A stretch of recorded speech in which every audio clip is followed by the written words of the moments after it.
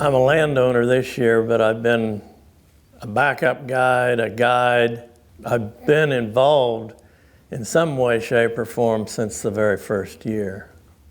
I didn't even know what was going on, and my dad was out at the family farm where I live now, and we loaded up and we were heading north to go check some fence.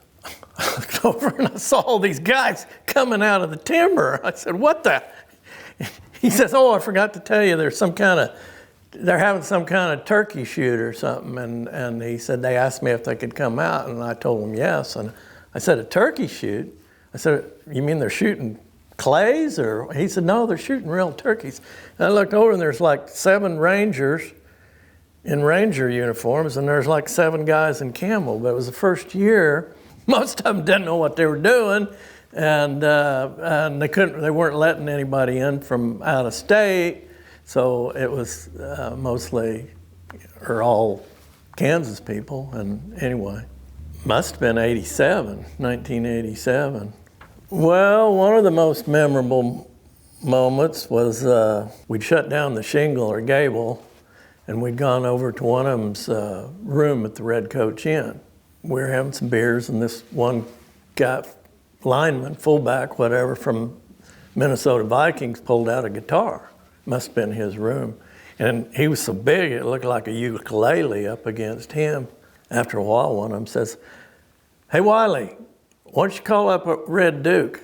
It must have been the second year or so, I think. And I said, "Yeah, right, it's like 2 o'clock or something in the morning." I called the office to ask what room he was in, and the office receptionist says, "Oh, you want me to forward you?" And I'm thinking, not really. He says, "I'll put you through." And Red was at his room in bed, and I thought he was going to start cussing me out. I told him, I said, "Well, there's some of us down here in the room, and they wanted me to see if you'd want to come down with us and party a little bit." And he said, "I left Houston, and I got called back on a trauma case. A painter had fallen off a ladder. By the time I caught another flight and got here," he said, "I'd only had about an hour of sleep." He says, "I'm about done for the night." And then I said, "Well," I said, "Well, Rob Keck and this football player." And finally he says, "Well, I'll tell you, I might just come down and drink a beer with you." And he came down there and he stayed for an hour and a half or so. One of the first years, I'll never forget, Adrian Hansen, who we lost last year, a year before, had been coming for years, since probably the first one. I was standing in line, and I turned around, and this guy was standing behind me, and we started talking, and it was Adrian Hansen. And I said, "What time did you get out of that club last night?" He said, "Oh, we shut it down." And I said, "Man, you didn't get much sleep." He says, "Oh, we never went to bed." I thought, that's like 4 o'clock in the morning. But anyway, one of the people he brought with him may have been a little tired from the night before or going.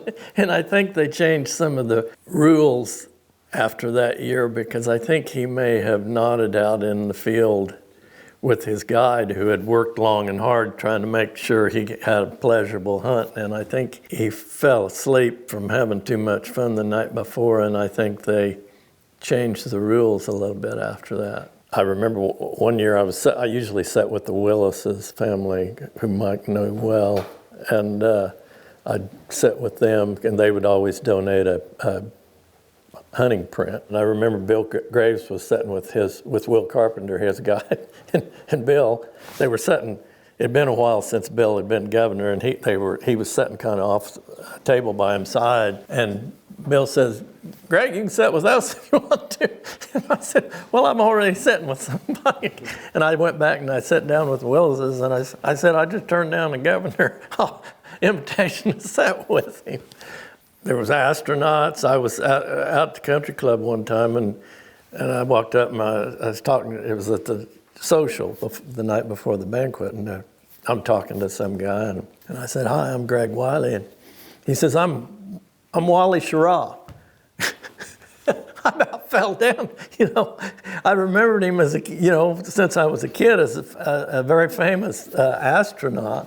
What was this, Nicholas Franco was a guy from Spain that came from at one of the earlier hunts, and there was a little controversy about him being here because I think his family was kind of maybe a dictator of Spain or something at one time, and there was some people were kind of whispering about him being there, and I mean, just we were all meeting out at Michael Murphy and Sons, a shooting range at Augusta. It was one of the early years, and we were waiting for Michael Murphy to come.